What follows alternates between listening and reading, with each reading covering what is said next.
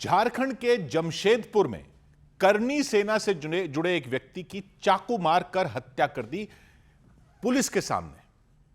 चाकुओं से उन्हें गोद दिया गया। जिनकी हत्या हुई उनका नाम हिमांशु सिंह था। वो करनी सेना के जिला युवा अध्यक्ष बताए गए। हमला उस वक्त हुआ जब वो डबल डाउन नाम के एक बार में गए थे अपने एक दोस्त के साथ। दोस्त का नाम है प्रत्युष आनंद। हमला प्रत्युष पर भी हुआ।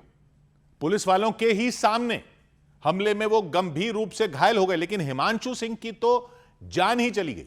पुलिस के मुताबिक बार के अंदर हमलावरों के साथ हिमांशु और प्रत्युष का किसी बात को लेकर झगड़ा हो गया। कहासुनी हुई, बहस हुई, गाली गलौज तक बात पहुंच गई, फिर मारपीट होने लग गई, हाथापाई हो गई, बवाल बढ़ा तो वहां पुलिस पहुंच गई।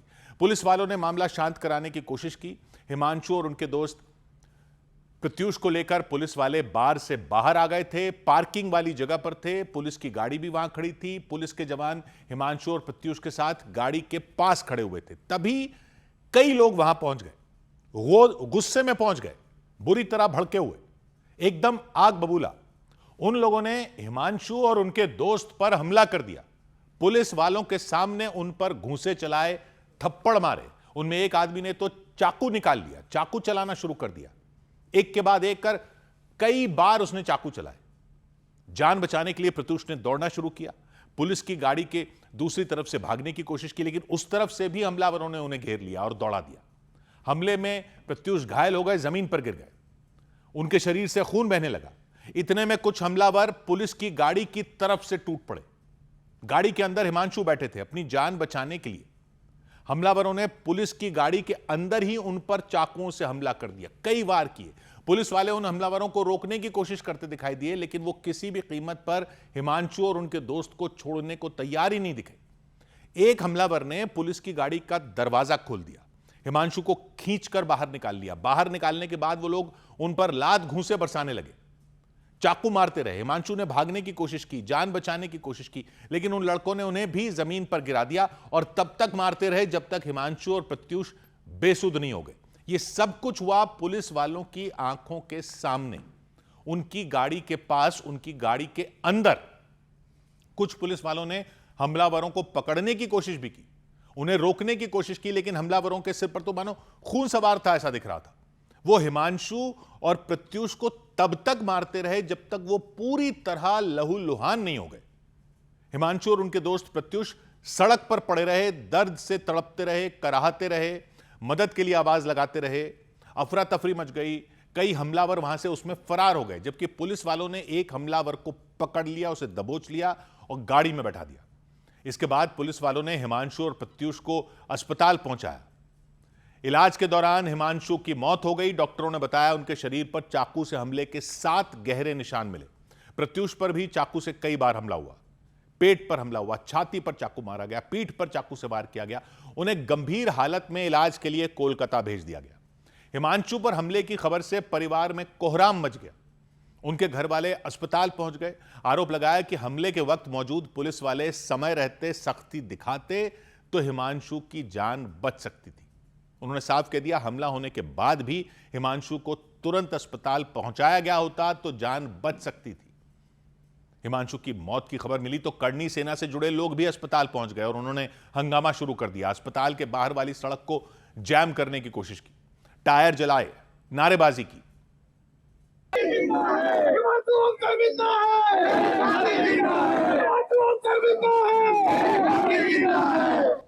नाराज लोगों ने पुलिस के काम करने के तरीके पर सवाल उठाए, क्योंकि जिस वक्त हिमांशु और प्रत्युष पर हमला हुआ वो पुलिस वालों के साथ थे, उनकी गाड़ी में थे।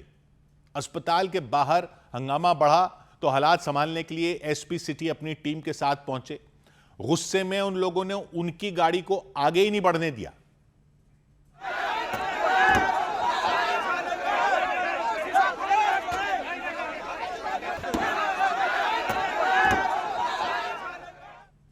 हंगामा जो कर रहे थे लोग, उनमें कुछ लोग पुलिस अधिकारियों के साथ बहस करते दिखाई दिए।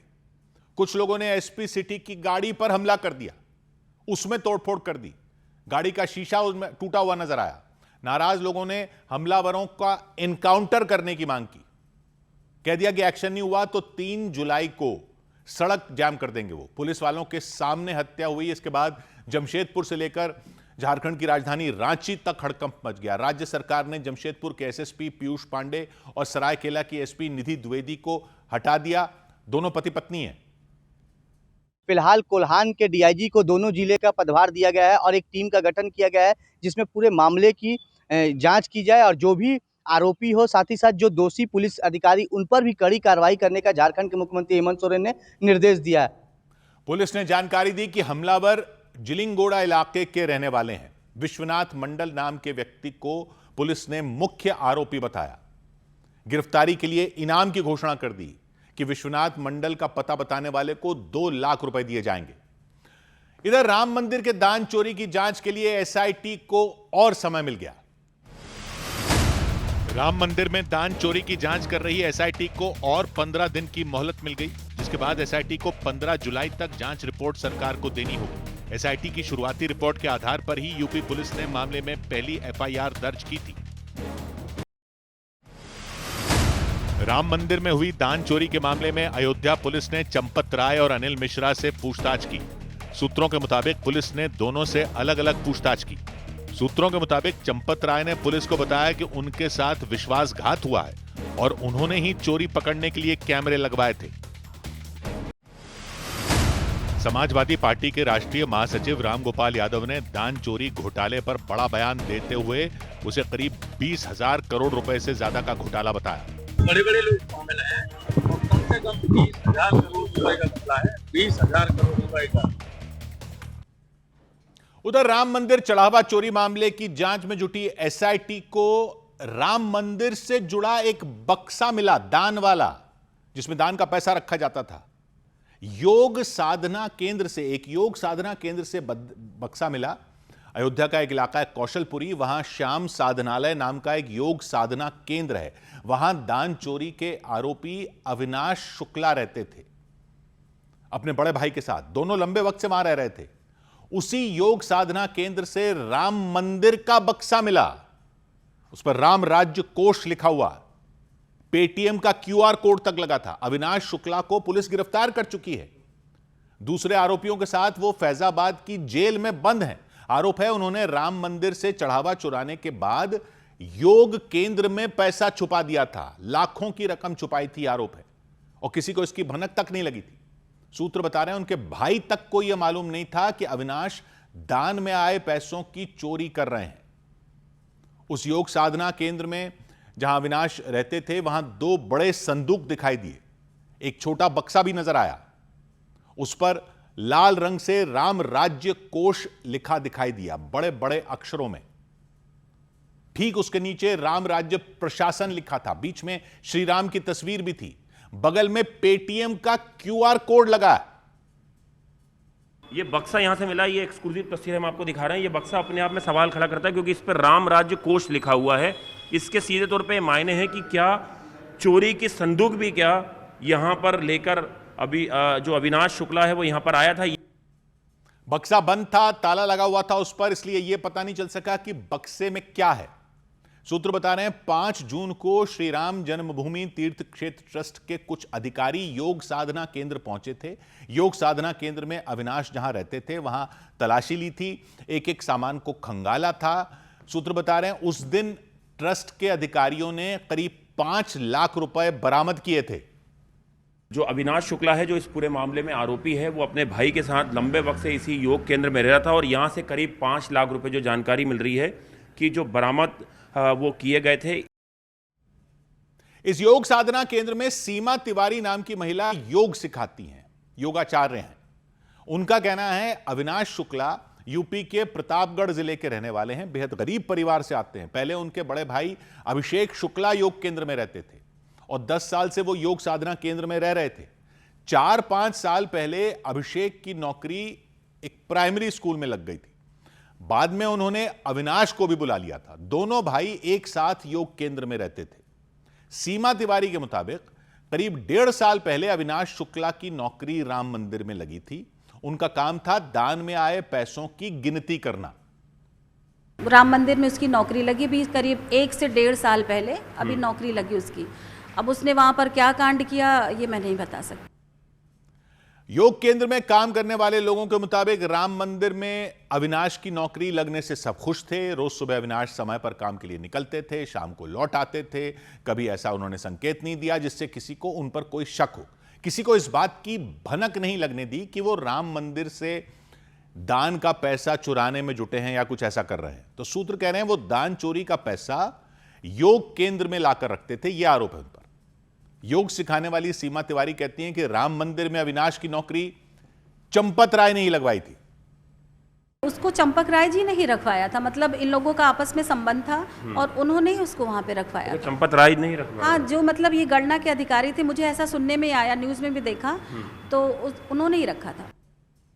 अविनाश शुक्ला के एक और भाई हैं अमित शुक्ला। सूत्र कह रहे हैं वो भी अयोध्या में रहते हैं। उनका एक वीडियो सामने आया जिसमें अमित के दोनों हाथों में नोटों के बंडल नजर आए।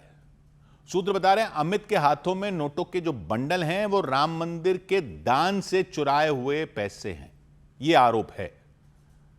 सूत्रों का आरोप है कुछ महीने पहले ही अविनाश ने प्रतापगढ़ में अपना पक्का मकान भी बनवाया था। इधर दिल्ली के सागरपुर इलाके में मुहर्रम वाले दिन धार्मिक झंडा लहराए जाने के विरोध में बजरंग दल के कार्यकर्ताओं ने हनुमान चालीसा का पाठ किया, लेकिन पाठ के दौरान भारी बवाल हो गया। दोनों समुदायों के बीच खूब पत्थरबाजी हो गई। पुलिस के सामने ही दोनों पक्ष भिड़ गए।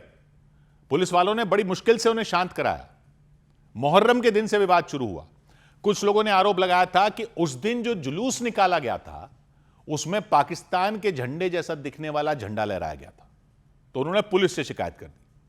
पुलिस ने जांच की तो और उसके बाद साफ कर दिया कि वो पाकिस्तान का झंडा नहीं था, बल्कि मुहर्रम के दिन इस्तेमाल किया जाने वाला धार्मिक झंडा था। लेकिन हंगामा खत्म नहीं हुआ। बजरंग दल के कई कार्यकर्ता उस इलाके में पहुंच गए। वहां रहने वाले कई लोग पहुंच गए। सबने मिलकर हनुमान चालीसा का पाठ शुरू कर दिया। तनाव बढ़ गया तो अचानक पथराव हो गया।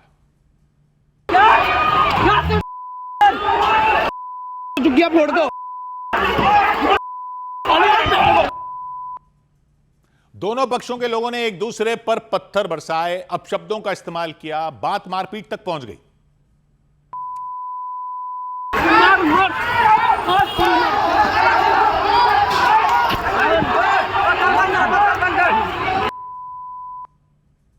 कई पुलिस वाले वहीं खड़े थे, उनके सामने ही बवाल होता रहा। वो दोनों पक्षों के लोगों को शांत कराते दिखे, लेकिन कोई शांत नहीं हुआ। काफी देर तक सागरपुर का वो इलाका जंग का मैदान बना रहा। हालात पूरी तरह बिगड़ गए। पुलिस ने तुरंत आसपास के दूसरे थानों से और जवानों को बुलाया, तब जाकर वो शांत हुए। बजरंग दल के कार्यकर्ताओं को पुलिस ने फिर समझाया कि मुहर्रम वाले दिन वहां पाकिस्तान का झंडा नहीं था, धार्मिक झंडा लहराया गया था। इसमें विवाद की कोई बात ही नहीं थी। हालांकि विरोध पूरी तरह खत्म नहीं हुआ, तो इसे देखते हुए पुलिस ने पूरे इलाके की सुरक्षा बढ़ा दी, निगरानी के लिए जवानों की संख्या बढ़ा दी, चौकसी बढ़ा दी। साथ ही लोगों से अपील की कि वो किसी भी अफवाह पर ध्यान न दें। चेतावनी भी दी कि माहौल शांत रखें, नहीं तो कड़ी कार्रवाई की जाएगी। उधर दिल्ली के उत्तम नगर इलाके में एक शोरूम में भीषण आग लग गई। दिल्ली के उत्तम नगर इलाके में इलेक्ट्रॉनिक सामान के एक शोरूम में भीषण आग लग गई। खबरों के मुताबिक आग पहले बेसमेंट में लगी और देखते ही देखते पूरी इमारत में फैल गई। दमकल कर्मियों ने कड़ी मशक्कत के बाद आग पर काबू पाया। दिल्ली में पुलिस ने टिल्लू ताजपुरिया गैंग के शूटर संदीप उर्फ डागू महाराज और उसके एक रिश्तेदार को गिरफ्तार कर लिया।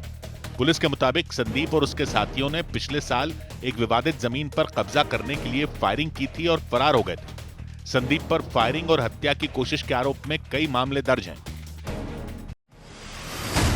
दिल्ली के जहांगीरपुरी इलाके में पुलिस ने अवैध तरीके से रहने के आरोप में बांग्लादेश के 2 नागरिकों को गिरफ्तार करने का दावा किया। पुलिस ने उनसे बांग्लादेशी पहचान से जुड़े दस्तावेज जब्त करने का दावा किया और पुलिस के मुताबिक वो चोरी छिपे भारतीय नागरिक बनकर वहां पर रह रहे थे। दिल्ली में इस बार सर्दी से पहले प्रदूषण पर रोक लगाने के लिए सरकार ने एक्शन प्लान तैयार कर लिया। नवंबर, दिसंबर और जनवरी के महीनों में दिल्ली के बाहर की गाड़ियों को दिल्ली में एंट्री नहीं मिलेगी। हालांकि सीएनजी और इलेक्ट्रिक गाड़ियों को छूट दी जाएगी। इसके साथ ही 50% निजी और सरकारी कर्मचारी वर्क फ्रॉम होम यानी घर से काम करेंगे। उधर मुंबई में भारी बारिश का सिलसिला थमने का नाम ही नहीं ले रहा। पिछले कुछ दिनों से मुंबई में रोज बारिश हो रही है। बारिश भी ऐसी कि जगह जगह पानी भर गया, सड़कें तालाब बन गई, लंबा ट्रैफिक जाम लग गया, लोगों का घरों से निकलना तक मुश्किल हो गया। मुंबई के अलावा उसके आसपास के कई इलाकों में भी जोरदार बारिश हुई, जल भराव हो गया, लोग परेशान हो गए। एक रोज पहले मौसम विभाग ने मुंबई में भारी बारिश होने का अनुमान जताया था और सुबह से ही जोरदार बारिश शुरू हो गई। कई इलाके जलमग्न हो गए। मुंबई के अंधेरी सबवे में पानी भर गया। 8 बजे ही उसे बंद कर दिया गया। अंधेरी सबवे से रोजाना हजारों गाड़ियां गुजरती हैं, हजारों लोग गुजरते हैं, लेकिन बारिश होते ही अंधेरी सबवे में इतना पानी भर गया कि उसे बंद करना पड़ा, जिसकी वजह से सबवे के बाहर गाड़ियों की लंबी लाइन लग गई। लोग बेहाल हो गए। मुंबई का सायन इलाका भी बारिश से पानी पानी हो गया। वहां सड़कों पर कई फीट पानी भर गया। गाड़ियों की रफ्तार धीमी पड़ गई, रेंगते हुए गाड़ियां चली। सेंटा क्रूज इलाके में तो हाईवे पर कई किलोमीटर लंबा जाम लग गया। दूर दूर तक गाड़ियों की लाइन लग गई। गाड़ियां काफी देर तक एक ही जगह पर खड़ी रहीं। मुंबई नहीं, उसके आसपास के इलाकों में भी भारी बारिश हुई। वहां भी जल भराव ने लोगों की मुश्किलें बढ़ा दी। महाराष्ट्र के ठाणे में कई जगहों पर घुटनों तक पानी भर गया। सड़कों पर खड़ी गाड़ियां डूब गईं। छत पानी के बाहर नजर आई, ऐसे डूबी गाड़ियां। जल भराव की वजह से कई गाड़ियां खराब भी हो गईं। गाड़ियों को बाद में धक्का मारकर बाहर निकाला गया। मौसम विभाग ने अनुमान जताया 5 जुलाई तक मुंबई और उसके आसपास के इलाके जैसे नवी मुंबई, ठाणे, पालघर में हल्की से भारी बारिश हो सकती है। और नवी मुंबई में तो बारिश की वजह से बड़ा हादसा हो गया। वहां 2 छात्राएं बारिश के पानी में फैले करंट की चपेट में आ गईं, बेहोश होकर सड़क पर गिर गईं। दोनों छात्राएं स्कूल से लौट रही थीं। जोरदार बारिश हो रही थी, सड़क पर पानी भरा हुआ था। दोनों को करंट के तेज झटके लग गए और सड़क के बीचों बीच वो गिर गईं, बेहोश हो गईं। अफरा तफरी मच गई। आने जाने वाले लोग बुरी तरह घबरा गए। थोड़ी देर के लिए तो उन्हें कुछ समझ ही नहीं आया, लेकिन इसके बाद एक व्यक्ति हाथ में एक डंडी लेकर उनके पास गए। उन्होंने पहले उन दोनों छात्रों को छूकर देखा कि कहीं उनमें करंट तो नहीं आ रहा। जैसे ही उन्होंने एक छात्रा को हाथ लगाया, उन्हें जोर का झटका लगा, वो तुरंत पीछे हट गए। इसके बाद उन्होंने उस डंडी के सहारे उन छात्राओं को उठाने की कोशिश की। लोगों की भीड़ जमा हो गई, वहां पर लंबा ट्रैफिक जाम हो गया। कई लोग उन छात्राओं की मदद के लिए आए। उन दोनों को अस्पताल पहुंचाया गया। इलाज के बाद उन दोनों की हालत स्थिर बताई गई। घटना के वक्त वहां मौजूद लोगों ने बताया कि भारी बारिश हो रही थी, आसपास कहीं शॉर्ट सर्किट हुआ था। शॉर्ट सर्किट की वजह से सड़क पर पानी भर गया था और पानी में करंट फैल गया। दोनों छात्राएं वहां से गुजरी और करंट की चपेट में आ गई। उधर पुणे में उस वक्त अफरा तफरी मच गई जब बारिश की वजह से एक भारी भरकम पेड़ बीच सड़क पर गिर गया। सड़क से कई गाड़ियां गुजर रही थी, उस वक्त गिर गया। कई लोग पैदल चल रहे थे, तब गिर गया। बारिश हो रही थी, पेड़ जड़ से उखड़ गया, बीच सड़क पर आ गिरा। लोग घबरा गए, सड़क पर भीड़ लग गई, क्योंकि वो पेड़ एक लड़की के ऊपर गिर गया। लड़की रास्ता पार करने की कोशिश कर रही थी, सड़क किनारे खड़ी थी। बारिश से बचने के लिए उसने छाता ले रखा था। वहां से कई और लोग भी गुजर रहे थे। लड़की ने जैसे ही एक ऑटो रिक्शा को रोकने की कोशिश की, तभी वो पेड़ नीचे गिर गया। ऑटो रिक्शा भी उसके नीचे दब गया, झटके से रुक गया। ड्राइवर बुरी तरह घबरा गए, वो तुरंत बाहर निकल आए। उनकी जान बाल बाल बची। वो लड़की की तरफ बढ़े, वहां खड़े लोग भी उसकी तरफ भागे, पत्तों के बीच उसे ढूंढने लगे। गनीमत रहेगी, लड़की की जान बच गई। उसने भागकर अपनी जान बचाई, लेकिन हादसे की वजह से लोग खौफ से भर गए। इधर मौसम विभाग ने अगले 3 दिन तक मुंबई में बहुत ज्यादा बारिश होने की आशंका जताई। मुंबई और उसके आसपास के जिलों में हो रही लगातार बारिश के बाद मौसम विभाग ने चेतावनी जारी कर दी। मौसम विभाग ने आशंका जताई कि अगले 3 दिन मुंबई में भारी से बहुत भारी बारिश हो सकती है। जम्मू कश्मीर के डोडा में भारी बारिश के बीच बादल फटने से अचानक बाढ़ आ गई और कई रास्ते ठप हो गए। वहां सड़कों पर मलबा जमा हो गया और सड़क से गुजर रही कई गाड़ियां मलबे में दब गईं। देहरादून में भारी बारिश की वजह से सड़कों पर पानी भर गया। सड़क पर पानी भरने की वजह से स्कूल और ऑफिस जाने वाले लोगों को खासी दिक्कतें हुई और कई जगहों पर ट्रैफिक जाम भी लग गया। हिमाचल प्रदेश के चंबा में हुई भारी बारिश ने कई गांवों में तबाही मचा दी। पहाड़ों से गिरा मलबा लोगों के घरों में घुस गया और घरों में रखा सामान मलबे के नीचे दब गया। उधर बिहार के गया जी में गया कॉलेज के 2 प्रोफेसरों के बीच झगड़ा हो गया अटेंडेंस शीट को लेकर। बात इतनी बिगड़ गई, एक प्रोफेसर दूसरे को पीटने के लिए दौड़ पड़े।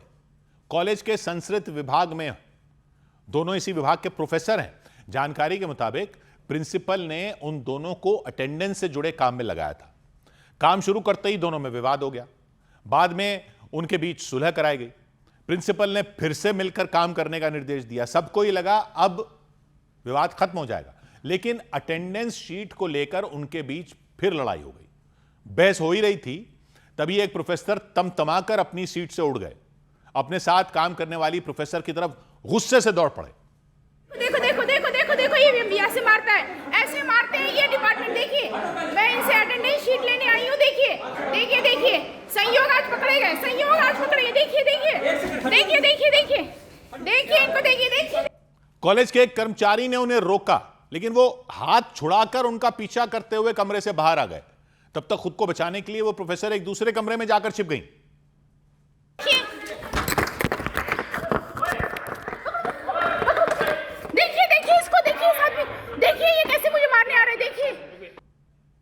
कर्मचारी ने फिर उन्हें रोकने की कोशिश की, उनका हाथ पकड़ा, लेकिन वो शांत नहीं हुए। जाकर उस कमरे के दरवाजे को पीटने लग गए जिसमें वो प्रोफेसर थी। देखिए देखिए इसको, देखिए देखिए देखिए ये कैसे मार रहे हैं। दरवाजे पर उन्होंने खूब लात मारी।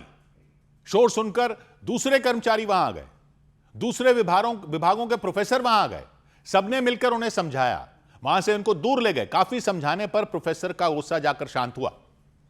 इधर राजस्थान के श्रीगंगानगर में एक नाबालिग लड़की के गैंगरेप के मामले में बुलडोजर एक्शन ले लिया गया।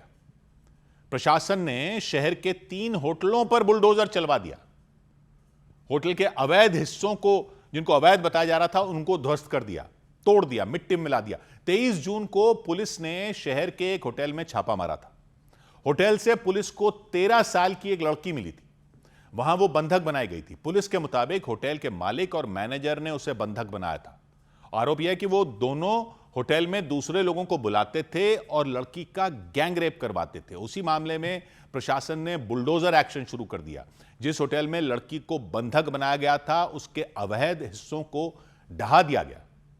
प्रशासन के बुलडोजर इमारत के हिस्से को तोड़ते दिखाई दिए। एक एक करके होटल के अवैध हिस्से गिरा दिए गए, जिनको अवैध बताया गया। इसी तरह 2 और होटलों के अवैध हिस्सों पर बुलडोजर चलाया गया। कार्रवाई के दौरान वहां बड़ी संख्या में पुलिस के जवान तैनात रहे। इलाके को एक तरह से छावनी में बदल दिया गया। पुलिस प्रशासन द्वारा जो ये कार्य किया गया है, ये बुलडोजर कार्रवाई की गई है, ये अपराधियों में भय व्याप्त होगा और वाकई सराहनीय है। गैंगरेप के आरोप में पुलिस 14 लोगों को गिरफ्तार कर चुकी है। पुलिस का कहना है इस मामले में कई और लोग शामिल हैं, वो फरार हैं, उनकी तलाश की जा रही है। जिन जिन की भूमिका आ रही है सीसीटीवी फुटेज से, बच्ची के बयान से और जो वैज्ञानिक साक्ष्य है, उस आधार पर हमने अब तक 14 गिरफ्तारियां कर चुके हैं।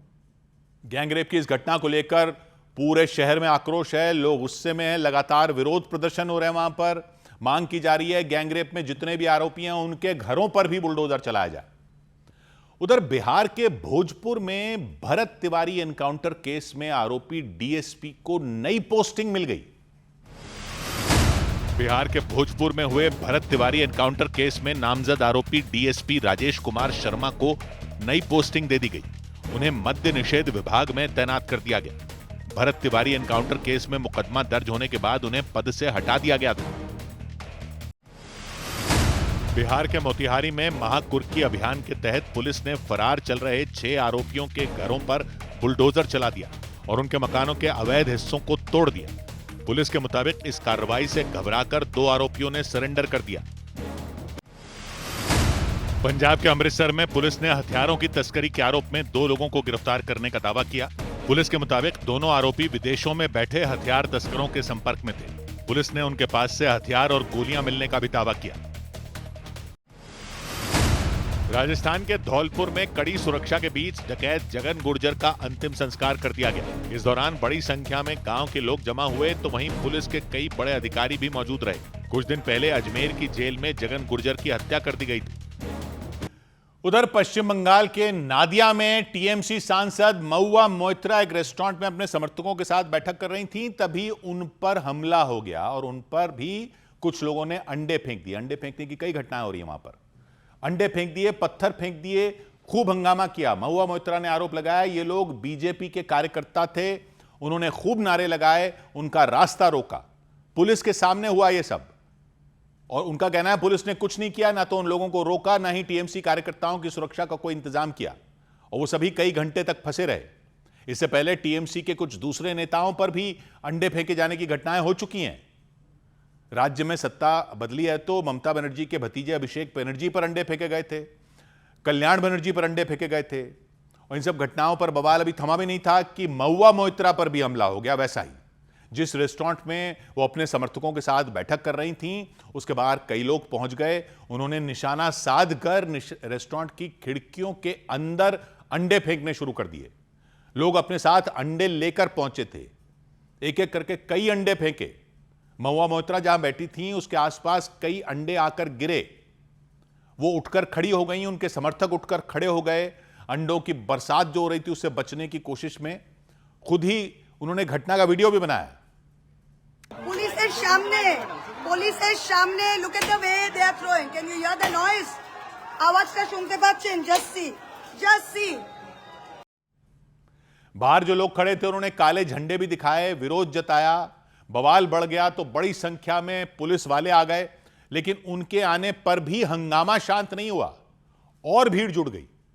सबकी नजर सामने रेस्टोरेंट पर थी, उसमें महुआ मोइत्रा बैठी हुई थी।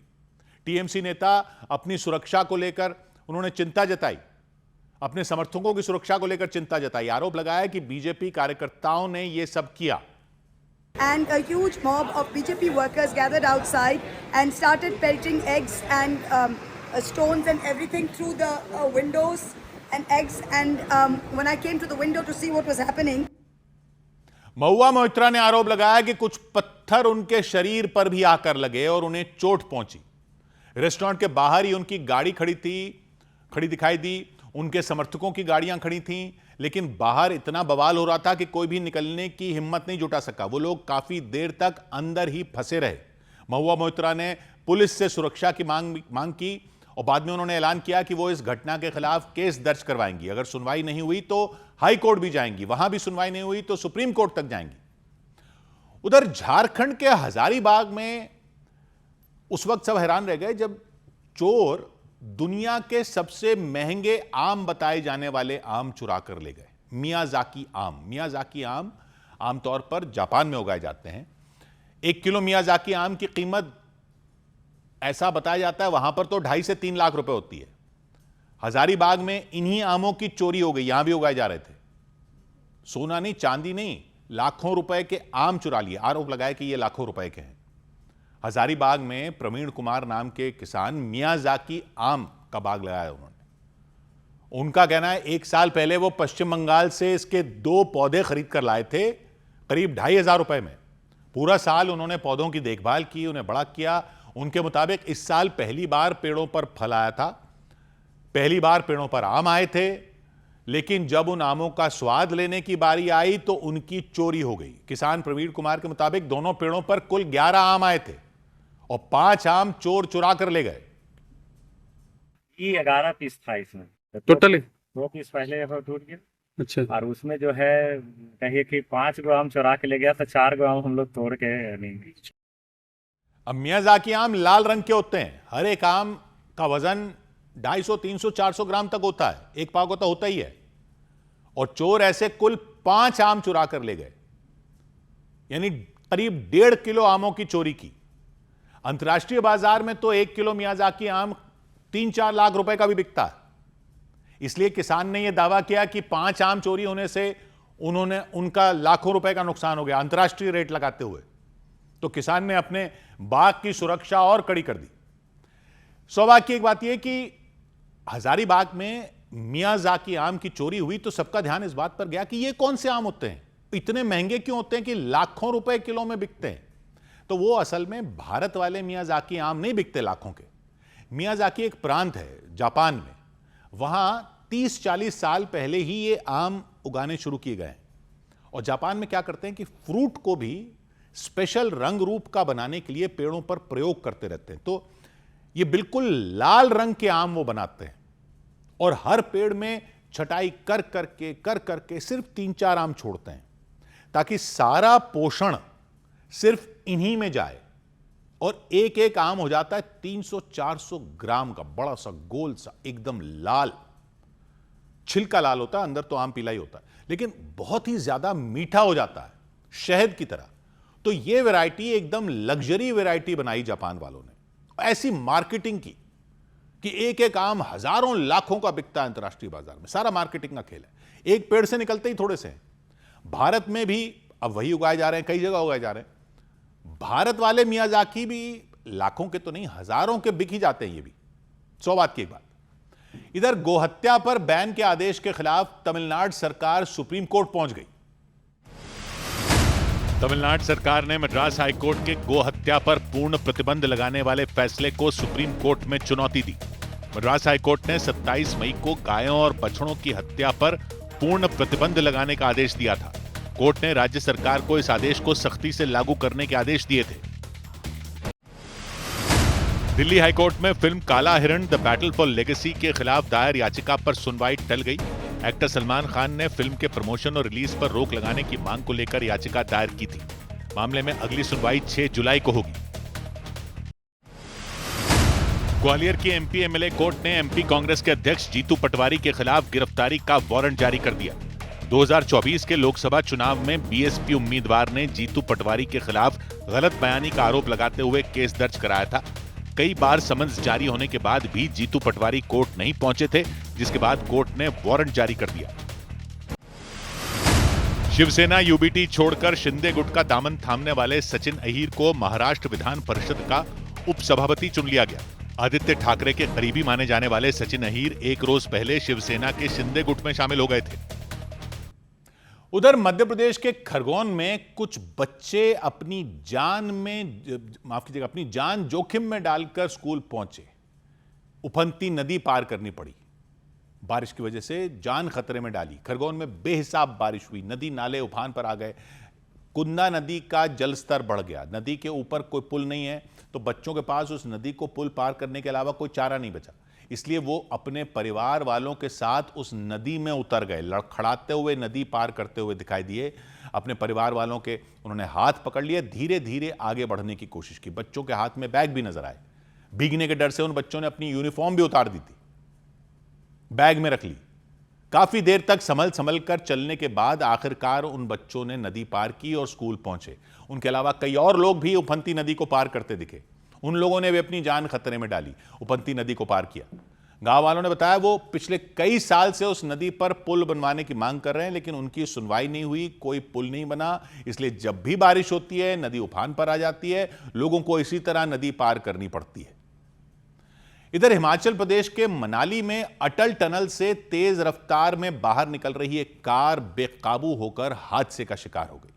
कार वहां से बहने वाली चंद्रभागा नदी की तरफ चली गई बैरिकेडिंग को तोड़ते हुए, लेकिन कार नदी में गिरी नहीं, वहां एक आधे बने हुए पिलर पर जाकर अटक गई, बिल्कुल हवा में। नदी पर पुल बनाने के लिए तैयार किया जा रहा था उसे, वो कार उसमें निकले सरियों में फंस गई।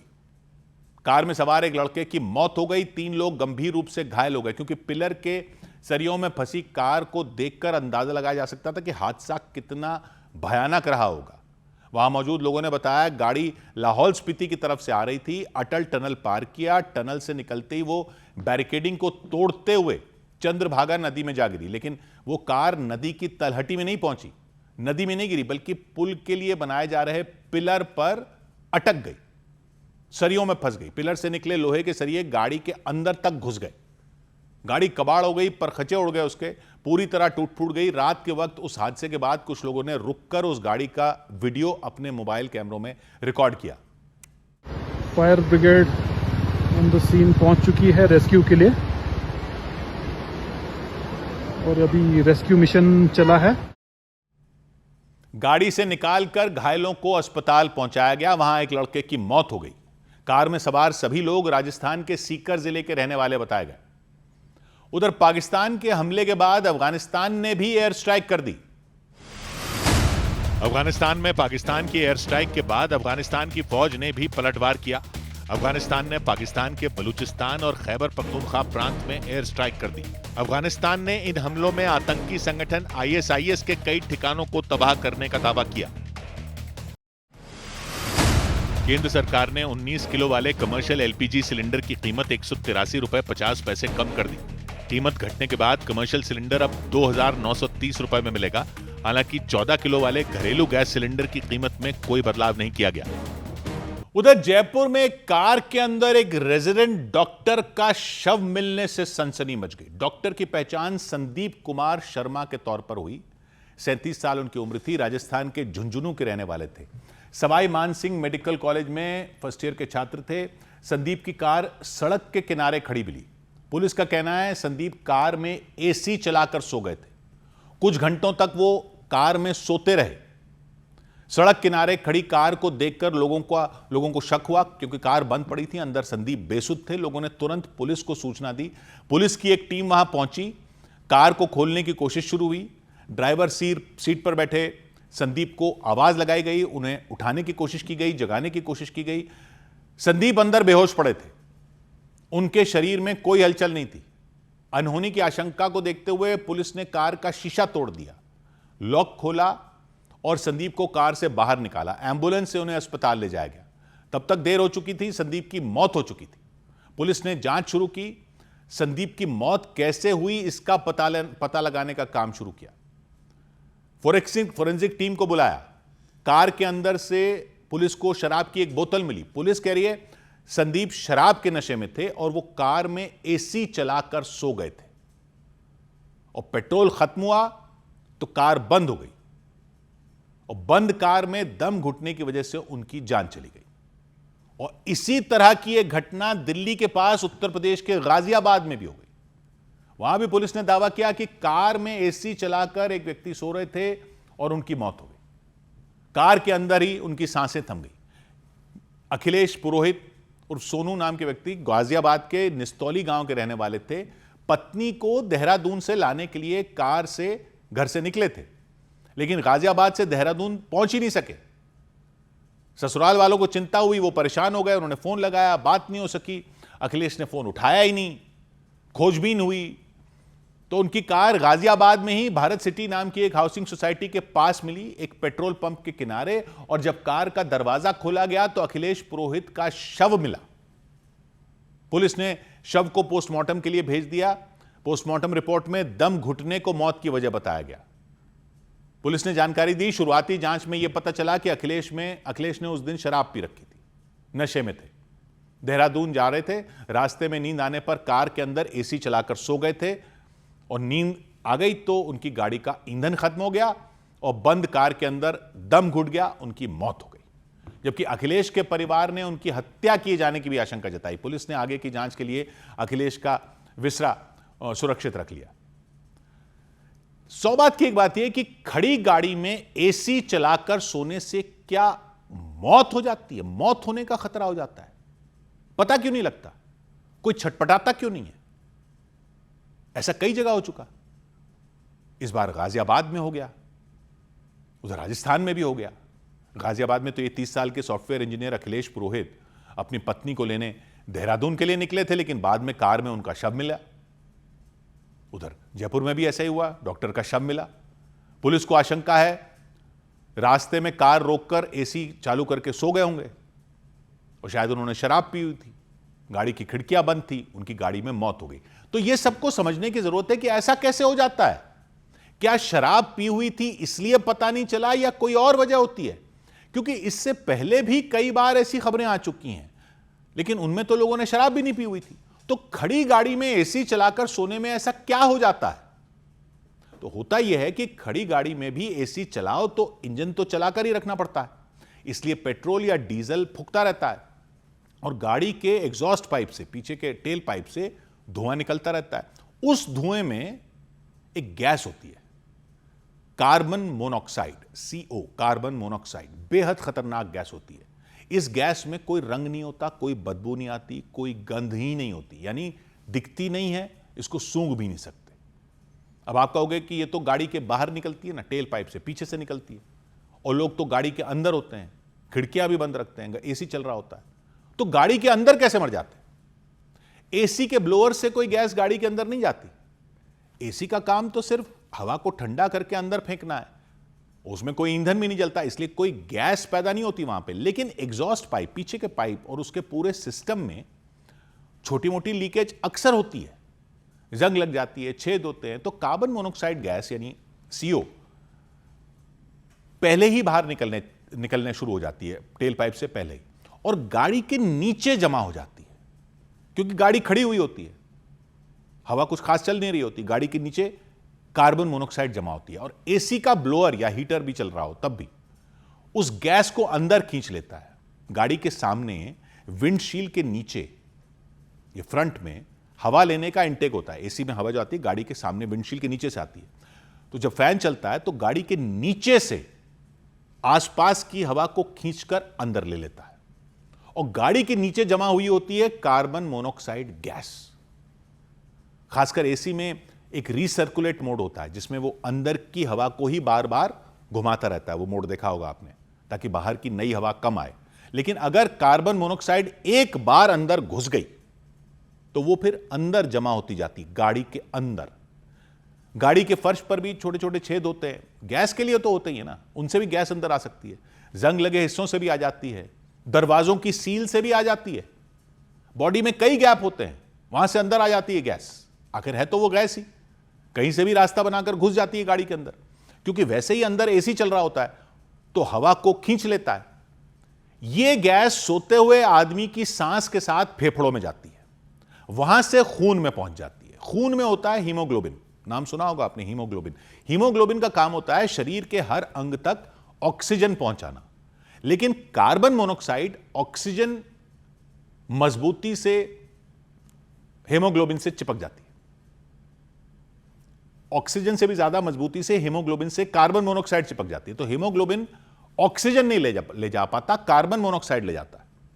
खून के जरिए ही ऑक्सीजन पहुंचता है अंगों तक, लेकिन हीमोग्लोबिन से चिपक जाती है कार्बन मोनोऑक्साइड, तो दिमाग तक ऑक्सीजन पहुंचना कम होता जाता है, दिल तक ऑक्सीजन पहुंचना कम होता जाता है, दूसरे जरूरी अंगों तक ऑक्सीजन पहुंचना कम होता जाता है।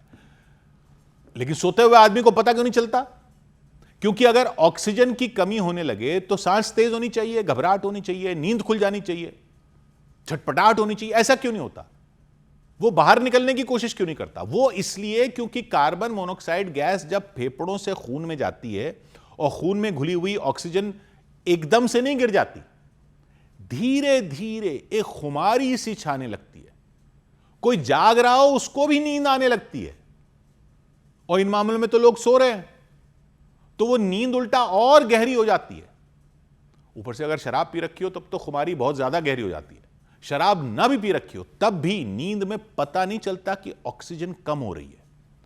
सोते हुए लोगों को पता चलना तो दूर, अक्सर शरीर में कोई चेतावनी का संकेत मिलने से पहले ही गैस का असर इतना बढ़ चुका होता है कि वो बेहोश ही हो जाते हैं। धीरे धीरे दिमाग को ऑक्सीजन नहीं मिलने से व्यक्ति और गहरी नींद में चला जाता है और फिर बेहोशी आ जाती है। उसी बेहोशी में दिल काम करना बंद कर देता है, दिमाग काम करना बंद कर देता है। यानी बिना किसी छटपटाहट के, बिना किसी घबराहट के, बिना तेज सांस फूंकने के व्यक्ति की ऐसी मौत हो जाती है जैसे कोई गहरी नींद में सोया हो। यह सब कुछ मिनटों में हो सकता है, घंटों भी लग सकते हैं, लेकिन मिनटों में भी हो जाता है। सब इस बात पर निर्भर करता है कि गैस कितनी मात्रा में अंदर घुस रही है कार के। इसलिए कभी भी खड़ी गाड़ी में इंजन चलाकर AC ऑन करके सोना बेहद खतरनाक है। भले ही खिड़कियां बंद हो या गाड़ी बाहर खड़ी हो, बल्कि खिड़कियां खुली हो तो उल्टा बाहर से ऑक्सीजन अंदर आने का चांस ज्यादा होता है। नहीं तो यह खतरनाक कार्बन मोनोऑक्साइड गैस चुपके से ऑक्सीजन की जगह ले लेती है खून में। शरीर में कोई अलार्म नहीं बजता, नींद बढ़ ही नहीं जाती, वो मौत की नींद बन जाती है। इसलिए खड़ी गाड़ी में AC चलाकर सीधा सोना तो सीधा मौत को दावत देना बन सकता है। 100 बात की एक बात। उधर क्रिकेटर ईशान किशन ICC की T20 मैचों की रैंकिंग में दुनिया के नंबर 1 बल्लेबाज बन गए। ICC की रैंकिंग में भारतीय विकेटकीपर और बल्लेबाज ईशान किशन T20 मैचों में दुनिया के नंबर 1 बल्लेबाज बन गए। उन्होंने टीम इंडिया के ही अभिषेक शर्मा को पछाड़कर यह रैंक हासिल की। केंद्र सरकार ने WhatsApp के नए यूजर नेम फीचर की जांच करने की तैयारी कर ली। एक रोज पहले ही WhatsApp ने यूजर नेम वाले फीचर को लॉन्च किया था। इसकी मदद से लोग अपना मोबाइल नंबर बताए बिना भी किसी दूसरे यूजर से बात कर सकेंगे। लेकिन सरकार ने आशंका जताई कि इससे ऑनलाइन फ्रॉड और फर्जी पहचान के मामले बढ़ सकते हैं। महाराष्ट्र के ठाणे जिला मध्यवर्ती सहकारी बैंक के चुनाव में महायुति के समर्थन वाले सहकार पैनल ने जीत हासिल कर ली। उसने 21 में 13 सीटें जीतकर विपक्षी दलों के समर्थन वाले परिवर्तन पैनल को हरा दिया। ये चुनाव सहकारी बैंक में बोर्ड ऑफ डायरेक्टर्स को चुनने के लिए कराया जाता है। उधर यूक्रेन ने रूस की एक तेल रिफाइनरी पर फ्लेमिंगो मिसाइल से हमला कर दिया। मिसाइल बनाने वाली एक फैक्ट्री को भी निशाना बनाया, उस पर हमले किए। फ्लेमिंगो मिसाइलें दागनी, ये लंबी दूरी की क्रूज मिसाइलें होती हैं, बहुत खतरनाक, यूक्रेन में बनाई गई हैं। ज़ेलेंस्की का कहना है यूक्रेन ने रूस के हमलों का जवाब दिया है। आरोप लगाया कि रूस लगातार यूक्रेन पर हमले कर रहा है, युद्ध को लंबा खींच रहा है, इसलिए यूक्रेन ने उसके अहम ठिकानों को निशाना बनाया। उसकी सेना ने मिसाइल बनाने वाली एक फैक्ट्री पर हमला कर दिया, उस पर फ्लेमिंगो मिसाइलें दाग दी। रूस के पेंजा इलाके में यह फैक्ट्री है, वहां सेना के लिए हथियार बनाए जाते हैं। यूक्रेन ने उस फैक्ट्री को निशाना बनाया, उस पर हमले किए, मिसाइलें दागी, वहां जोरदार धमाके हुए।